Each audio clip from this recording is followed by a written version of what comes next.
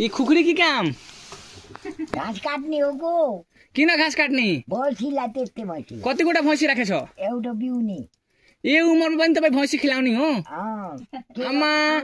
त्यो कालो बाटो चढ्ने मिल्छ अरे घाँस काट्न जाने हो खै खुकुरी हेर त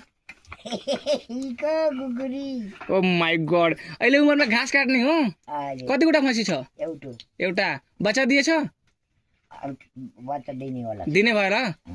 कति महिना भयो साउनमा हो बिउ साउनमा दिन्छ साउनमा बिउनुको टाइम हो ल ल छोरा कतिवटा तिनटा ए उमेरमा आमाले घाँस काट्ने उकालो बाटो केही बोलाउन छोरालाई मान्दैन ओहो कति गाह्रो छ आमाको गाह्रो त गाह्रो धेरै गाह्रो छ ए उमेर पनि घाँस काट्ने जाने हो उकालो बाटो पाहाडमा यस्तो पाहाडमा जाने हो घाँस काट्ने कति गाह्रो हुन्छ उकालो बाटो हिँड्ने सक्छ आमाले